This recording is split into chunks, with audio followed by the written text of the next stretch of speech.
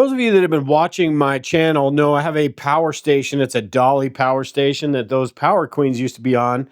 And I've decided I wanted to change that into this box, a more neat and clean sort of appearance. Now, I've done a few different power stations. I've got a battery box that's a toolbox that I have in the garage, which is a Renogy battery, self-heated, really, really cool box. I went all out on that one, put the inverter in there, fans, and all sorts of things. I've got a lights out kit that I put together. I've got a little 20 amp hour battery in that. And I also, in the past, years ago, I did a lead acid battery, quote unquote, power station that's got a lead acid battery and a solar panel. I don't have that one anymore. It's kind of obsolete. But today I wanted to show you what I did with this one, and I've got a couple videos that go through how I put those other ones together. But today I want to go through more detail about what needs to be done with a power station like this, as far as the components on this power station, the size of the wiring, the crimping, and all that, to give you an idea and figure out where you might want to go with this. Now, when it comes to why the pros and cons of a DIY built power station like this and a pre-built like the A-Free right there, there are a couple of reasons why I like this a little bit better than a power station. They both have their purpose, and I do like having both of them. Power station is super easy and super convenient, but this is nice for a few different reasons. One, I've got my DC refrigerator hooked up, and it's hooked up to that one right there, and it draws about 40 to 50 watt hours. And over the course of a day or overnight, it draws about 350 from a setup like this, a 12-volt setup like this.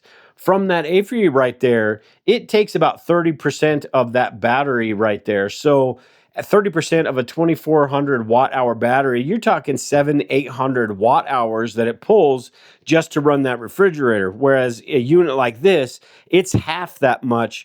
And the reason for that is this is a 12-volt system that I have set up right here. And the battery inside there is about 50 volts or so, 40 or 50 volts. I'm not sure exactly what it is, but so it's got to go through an inverter, sort of the same thing as that, to change whatever the voltage is of that battery into 12 or 24 volts that my refrigerator will take.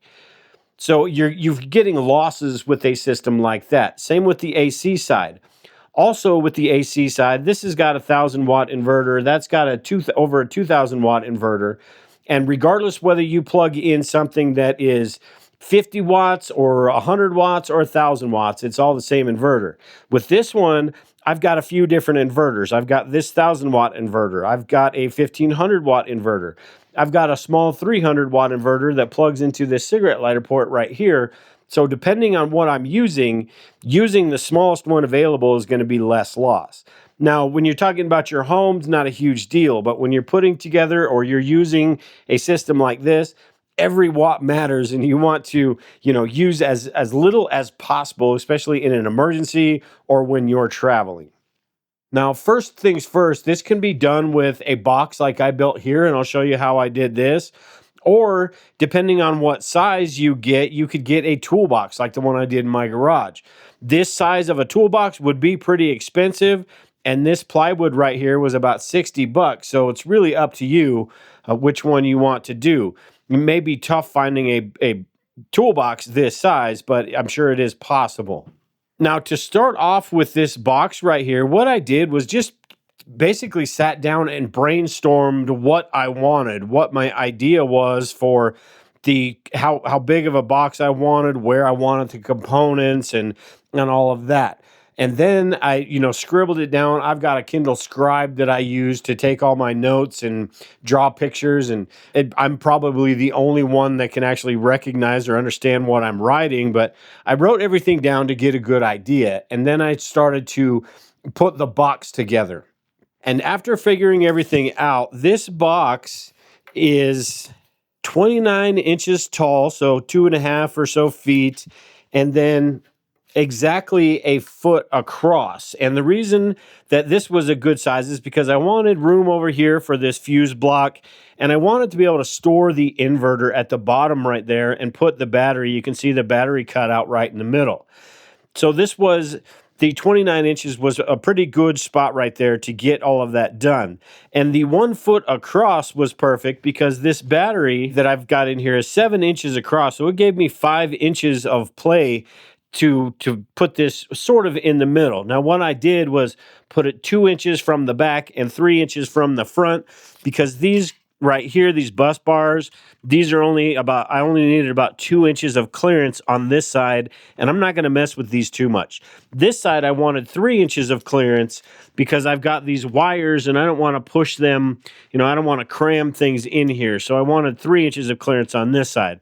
So it's centered this way. The top or the sides are centered, but the back and front are not centered. It's 1 inch off, but it doesn't make a huge difference as far as picking this up. And then I wanted to make sure that this was able to hold 100 pounds, where I could pick this up and the bottom wasn't going to fall out on me. So what I used was 3/4 inch plywood. You could use OBS if you want. It's just not quite as strong, but it'll still work. 100 pounds, this battery is only 61 pounds, plus the components in here. I figure that's probably 75 pounds or so. So 100 pounds is a little bit overkill, but if I add things later, it'll be fine. So I used a 3/4 inch plywood, and then I cut the bottom out first, and I screwed the sides in to the side of the bottom, I didn't screw them on top of the bottom, because it gives it more stability and it's more strength when you drill the screws in this way rather than up and down. So I did it that way, and I put 5 screws on the sides and I put 3 screws on the top and bottom. So it's got quite a bit of support, and also 3 screws up here on the top. So it's got quite a bit of support, and it's going to carry that battery with no problem at all. I put the lid on later, and I'll explain that in a little bit. And then what I did was figured out where I wanted to put all of these components. And this was, again, back to the drawing table, where I sat down and tried to figure out exactly where everything was going to go. This box right here, I made sure that I had at least a foot going from the bottom, because I wanted this inverter right here to be able to clear the top when I close the lid and not be an issue at all. So I figured out how that was going to be placed in there, and I've got a strap around that just holds it into place. I've got the front components that I cut the holes out of before I painted this and made sure everything was in place where I wanted it, where the wires were going to be manageable and everything was going to work fine. And then the bus bars in the back, I've got these on there, and the battery monitor. So what I did was just drew out on the front of this where I was going to put everything and what level, how tall they were going to be, because I wanted a couple inches on the top to be able to put a shelf, maybe build something here. Right now I've just got a little box that I can put in there with some accessories. So I wanted these and everything to be lower than the battery itself, other than this switch right here. So once I drew all of that out on the front of the box, then I started drilling holes, and then the handles right here, I cut out the handles, sanded everything down, and then I went ahead and painted it. I used spray paint for this, but honestly, it may be better if you use latex paint, put a coat of primer on it, and then a coat or two of whatever color you choose. I chose this gray because I really like the contrast between the black and the gray, sort of like my Afri over there, the same style of thing. I use this gray, but you can use whatever color you want. Again, latex paint may have been the better option. And once I got this all painted up, then it was time to start putting everything together. The first thing I did was cut out this on the bottom to make sure that the battery had a place to sit and it wasn't going to move around, because I don't want wires jiggling around, and the battery needs to stay exactly where it is. I also have that cut out so I can put my inverter in there and it stays put along with that strap. And then that just slides right into the bottom of this. It's cut out the exact same size of the interior of this box. It worked pretty well. And as far as the lid, it's basically self-explanatory. You just cut it to the size of the box right here. On the outside is 30 and a half or 30 and a quarter by 13 and a half. and you just make the lid that exact size. I found these hinges on Amazon, which are interesting hinges. It basically slow closes, so it's nice that it doesn't just slam down, and it actually holds it open on the top, so I don't have to worry about, having it set rest against the wall or anything. It's just at a 45-degree angle right there, and then when you close it, it slow closes. I'll leave the links to a lot of the stuff that I used in this video in the description below, but there are different options you can use for the hinges, bar hinges, and even just your regular hinges if you wanted to. And then I started adding all of the different components. Now, before we get into what I did with these, I want to mention real quick the safety features, because this is super important when you're building your own battery box. The fuses, fires, and wires. It's really important with a pre-built power station right there. That's one thing. It's just fine because you don't have to worry about that. It was done in the factory. When you're putting something together yourself, that's when you have to worry about how safe this is, because you don't want to be starting a fire. The main thing that's going to be a hazard is not the battery itself. LiFePO4 batteries are really good because they have their battery management system. They're a lot better, a lot safer than regular lithium-ion batteries or even lead-acid batteries because of that battery management system. So the hazard comes in with the components around that battery and the wiring and how well these are crimped, and if you're using the right sizes of wires and all of those things. So it's really important to make sure you're doing it correctly, because when you're talking about 100 amps, you don't want to have these wires heating up and then all of a sudden it starts this box on fire and the box starts the wall on fire and everything like that. So make sure you're thinking about that and make sure everything is properly fused. I've got a 100 amp fuse that goes straight to the battery terminal right here. Now this battery is 200, it's a 200 amp battery, meaning I could draw 200 amps out of it if I want. I don't want to, though. My wiring is set up for 100 amps max. So, and that's even pushing it. So I put a fuse on here to make sure that it doesn't go, I can't go over 100 amps basically. And you want to these are all fused at the fuse box right here. You want to fuse everything that you possibly can.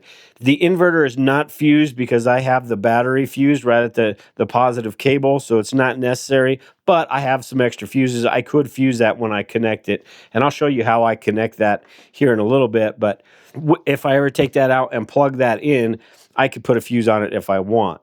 Now, amps are the big thing when it comes to your wire sizing too. Amps are what creates the heat in that wire. Amp is the current that you've got coming to and from the battery. So you want to make sure the wiring, that's the one thing you want to make sure you understand is amps, and the wiring is going to be able to handle that. I've got a chart that I use all the time about what sort of wires, 10 gauge wires, 4 gauge wires, 6, 8 gauge wires that I've got running to the fuse block right here. And I'll probably upgrade that to 6 gauge wires, but it tells you how many amps you can pull through there. So you need to figure that out as you put these together. From the battery, I've got the largest cables because everything's coming from the battery. And then these plugs up in front, 10 gauge wire, 8 gauge wire, 12 gauge wire. Not a lot of amps are going to be coming through these, so these don't have to be super big. Whereas like the battery monitor that I've got down here, which goes straight from the battery to the fuse, to the bus bar, and I'll explain these here in a second, those need to be bigger wires. So just make sure you've got the correct wire size for whatever you're using it for. And if you plan on upgrading this in the future, make sure you future-proof it too. So you could use, instead of 4 gauge wire, you could use 3 gauge wire, 2 gauge wire. Even if you're going to go 2,000 watts with an inverter like that or something, you may need to go a whole lot bigger than that, really big wire. But just make sure you're paying attention to that. The wires, the fuses, and the safety involved with something like this, that's a big factor, whereas the power stations like that, that's already done for you, so it's not a big deal. All right, so let's talk about the components that I put in here. And I suppose we'll start, we'll go from the battery out, and think of this like the branches of a tree.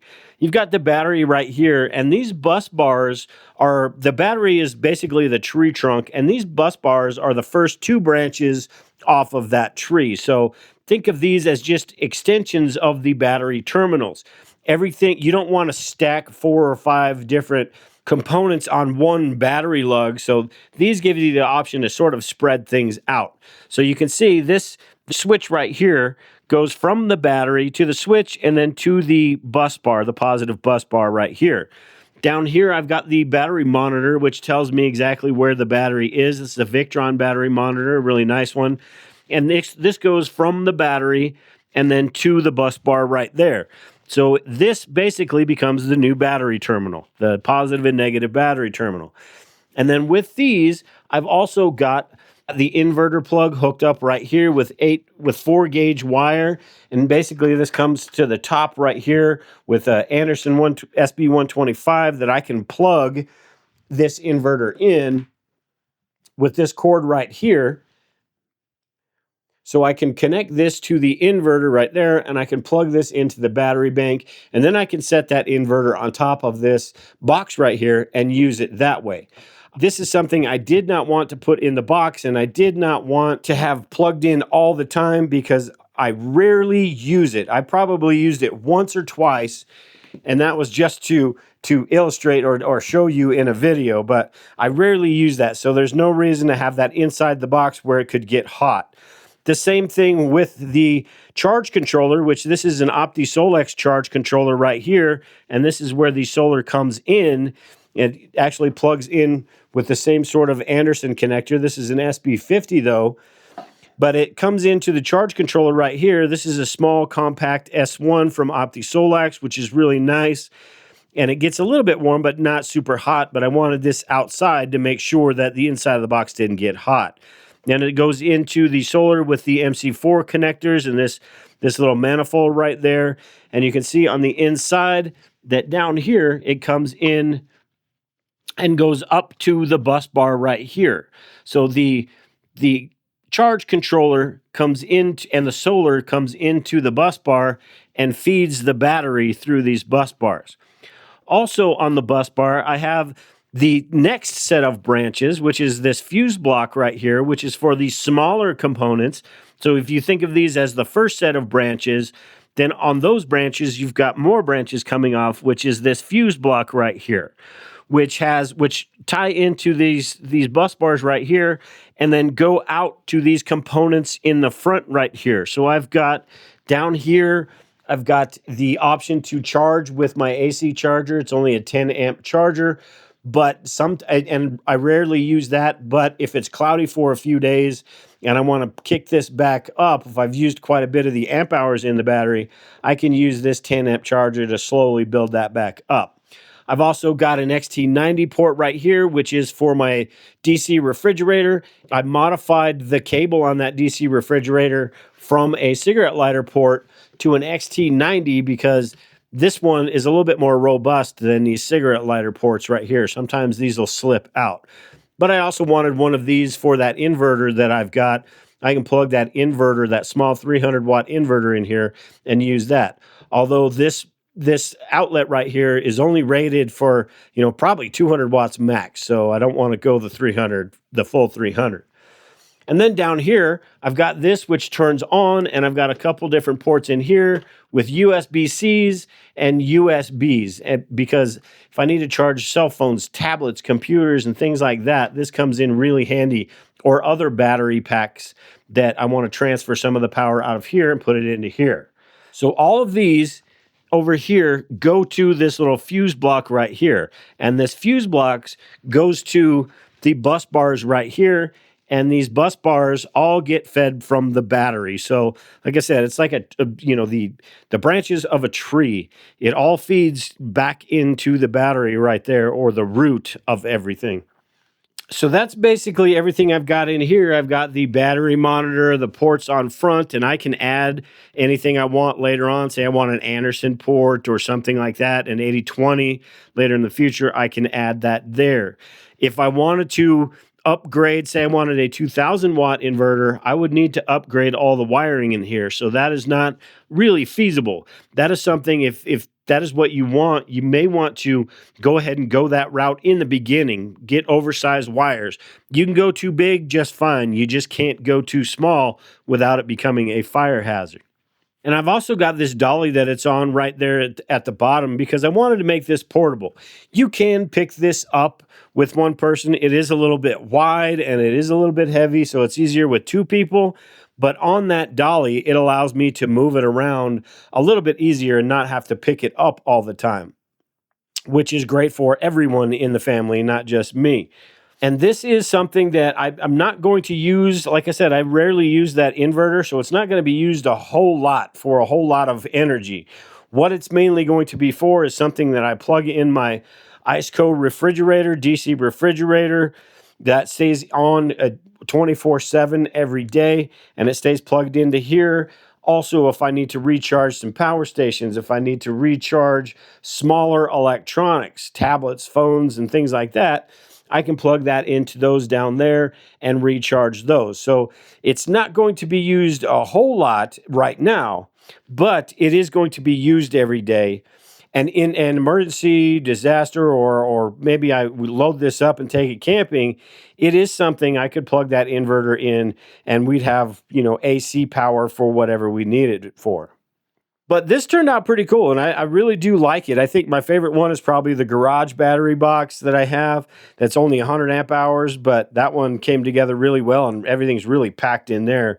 But this one I really like much better than the large dolly that I had. The dolly was nice because it showed you, it illustrated exactly how these things go together. So maybe if you're looking at building one of these, maybe check that video out. It shows you the path that everything should follow rather than everything kind of clumped in here. But I really do like how this looks. It's a lot neater, a lot cleaner in the house rather than having that big dolly sitting here. And I can use these different components whenever I want. I can plug in the solar here. I can plug in the solar to those batteries. I can plug in the inverter if I want. A lot of different uses for this. And it's going to take up less energy than one of those power stations would. Although those power stations are much more convenient than this, these offer quite a few benefits. And also, if one part breaks down in here, say the inverter stops working or the bus bar doesn't work or one of the wires comes loose, in one of those, the whole unit is shot. You're not going to be able to replace, most people anyway, aren't going to be able to replace those. In here, you just take the battery out or you take this switch right here, turn the battery off, and then you can replace any of these components that you need to. And then you turn the battery back on, and you are good to go. You lift up the lid, and you're good to go like that, rather than having to figure out how to take one of those apart. So with that, if I didn't answer your questions or if you have any other questions, make sure and leave them in the comments below. If you plan on putting a box together like this, let me know. Or even if you've got one, say you used a toolbox or something, let me know what you've done. But that's it for today. Like I said, any questions, let me know in the comments below. But with that, take care and prepare, everyone. We will talk to you all later.